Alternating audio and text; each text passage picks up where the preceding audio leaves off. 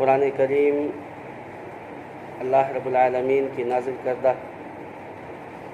ایک ایسی کتاب ہے جس کتاب کے ایک ایک حرف پڑھنے پر بھی ثواب ہے۔ اگر الف لام ہم پڑھتے ہیں تو یہ الف لام پڑھنے سے یہ مراد نہیں ہوگا کہ الف لام ایک حرف ہے، بلکہ مراد یہ ہوگا کہ الف ایک الگ حرف ہے، لام ایک الگ حرف ہے اور میم ایک الگ حرف ہے، یعنی الف لام میم 3 حروف کا مجموعہ، اسی حساب سے ثواب دیا جائے گا۔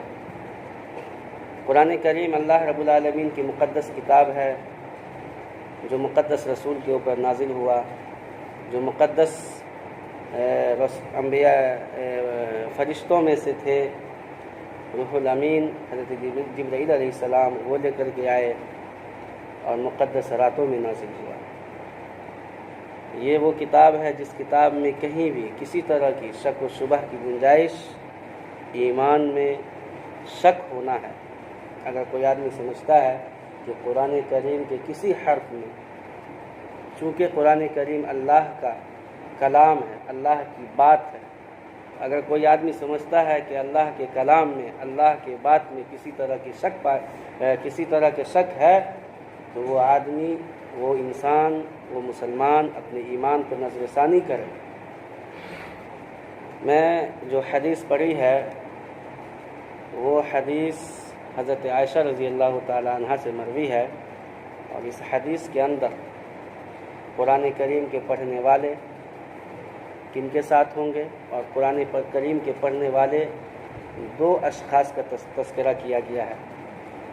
اب وہ حدیث سنیں، بڑی پیاری حدیث ہے کہ ان عائشہ رضی اللہ تعالی عنہ قالت، حضرت عائشہ رضی اللہ تعالی عنہ بیان کرتی ہیں، قال رسول اللہ صلی اللہ علیہ وسلم، اللہ کے رسول صلی اللہ علیہ وسلم نے فرمایا، والذی یقرأ القرآن، جو قرآن کو پڑھتا ہے، والذی یقرأ القرآن، قرآن کو پڑھتا ہے، وہو ماہر بہ، اور وہ اس میں ماہر ہے، قرآن کو پڑھنے میں مہارت رکھتا ہے، تو وہ کہاں ہوں گے؟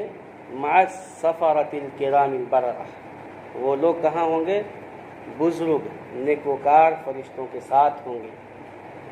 اور جو والذی یقرأ القرآن، اور جو قرآن پڑھتا ہے، ویتتعتع فیہ، اور وہ اس میں اٹکتا ہے، یعنی اٹک کے رک کے پڑھتا ہے، پڑھ نہیں پا رہا ہوتا ہے لیکن پھر بھی وہ پڑھنے کی کوشش کرتا ہے اور پڑھ ہی لیتا ہے، اٹک کے پڑھتا ہے، تو کیا ہوگا اس کا؟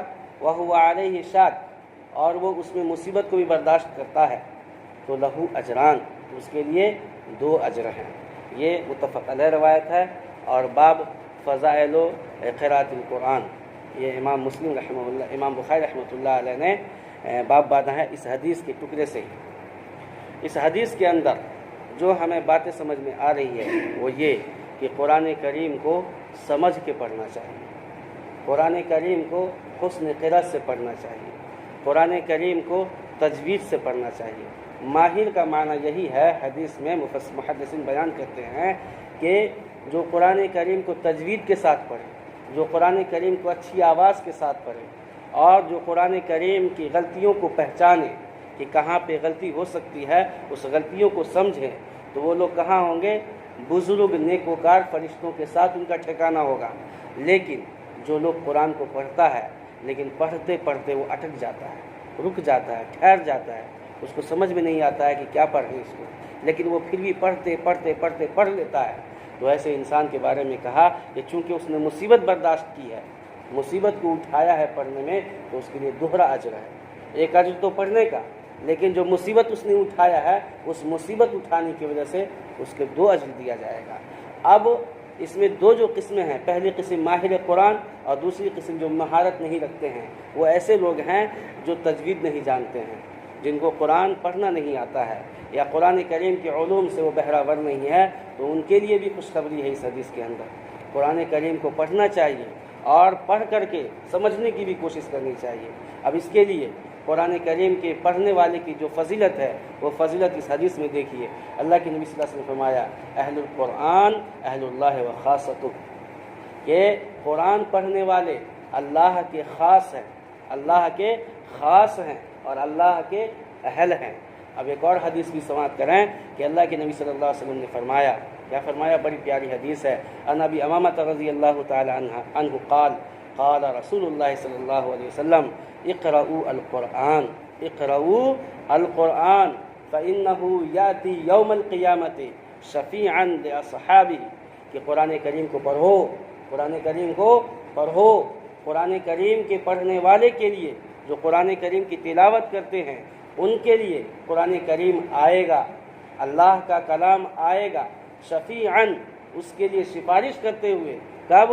قیامت کے دن، یوم القیامت، قیامت کے دن۔ تو میرے بھائی قرآن کو پڑھیے، قرآن کو پڑھنے میں بشارت یہ ہے کہ ہمارا سفارشی بنے گا۔ ہم جب قرآن کریم کو پڑھیں گے، ہم تلاوت کریں گے تو یہ ہمارے لیے نجات کا سبب بنے گا۔ ہم قرآن کریم دنیاوی طور پر اور اخروی طور پر ہمارے لیے نجات کا ذریعہ ہے۔ قرآن کریم اللہ رب العالمین کا دیا ہوا ایک ایسا تحفہ ہے جس تحفے میں ہمارے لیے صرف بھلائی ہی بھلائی ہے۔